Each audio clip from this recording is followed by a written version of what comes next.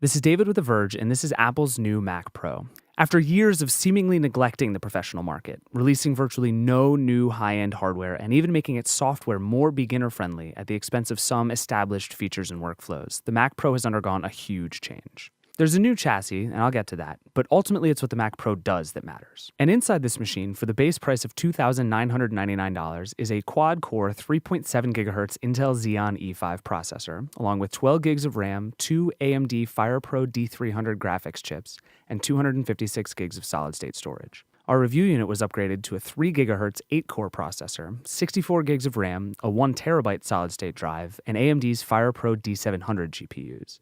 Add in the 32-inch 4K Sharp display Apple offers and the Apple keyboard and Magic Mouse, and we're using $11,812 of Mac Pro.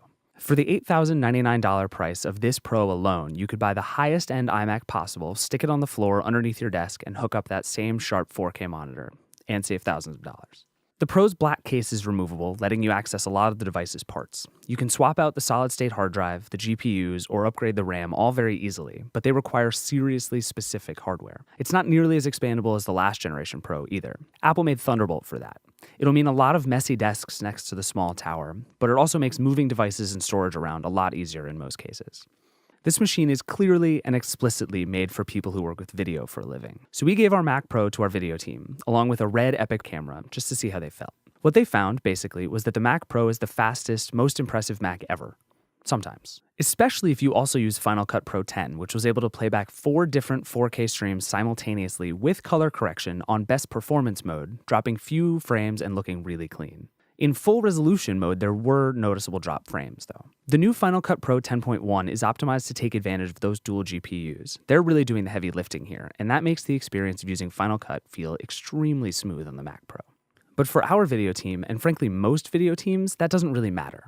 The Verge video crew uses Premiere Pro CC for editing, and in that case what the Mac Pro offers isn't quite so obvious. More than once, a 2010 Mac Pro actually rendered videos faster than the new model, up to 25% faster.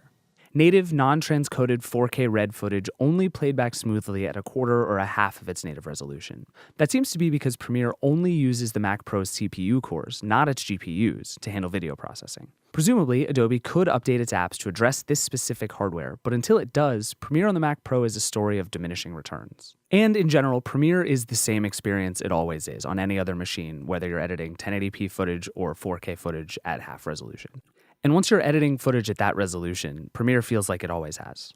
The most obvious improvement in this year's Pro is the throughput. With fast solid-state storage and fast RAM, the machine reads and writes insanely fast. A 30-second clip from a completely rendered timeline in Premiere exported to a ProRes QuickTime in 2 seconds. When software is written to take advantage of the Pro's dual GPUs, it screams. That's why playing 4 streams of 4K video raw from a RED camera is possible at all. But when it's not, it shows. BioShock Infinite still stuttered at high settings and nearly 4K resolution. Its benchmark scores are spectacular, but the Pro can be a little underwhelming in surprising places. Of course, it's early, and Apple includes 2 GPUs on every Mac Pro for a reason, so that developers will take advantage. They almost certainly will, and a couple of apps already have, but until they do, the overall speed advantage of the Mac Pro over the last generation, or even a high-end iMac, isn't all that obvious. The most striking thing, maybe the only truly huge change here, is how the new Pro looks. Instead of a big, boxy silver rectangle, it's now an iridescent obsidian gray cylinder with slits at the top and bottom. It's incredibly reflective, taking on the colors that surround it. At 9.9 inches tall, 6.6 inches in diameter, and about 11 pounds, the Pro is a hefty computer while still being infinitely more portable than the last model. It almost doesn't look like a computer, more like desk storage, or, I guess, a trash can. All that gives it away as a Mac Pro is the Apple logo on the back, which sits above the computer's many ports. On a single panel are 4 USB 3.0 ports, 6 Thunderbolt 2 ports, 2 gigabit Ethernet jacks, speaker and headphone ports, and an HDMI port. Everything's on the back, which is nice looking, but it's also harder to access than before. There's a growing ecosystem of Thunderbolt accessories, and the Mac Pro is very much designed to be a hub for all your add-ons, not to have them all inside. What's inside the Mac Pro is what really counts, but there's no question Apple's done something remarkable here. The new Pro is small and light enough to be really easy to move around. You can fit 4 Mac Pros in the space of one old one, and in many cases, that's really important. It's going to be a lot more friendly to crews that have to constantly move around on sets, or musicians that have to break down and move their rig every single night. It also runs really quietly, though it does get pretty warm as it pushes air out its top vents, and you really shouldn't cover its bottom or top slits so it can keep pushing air through.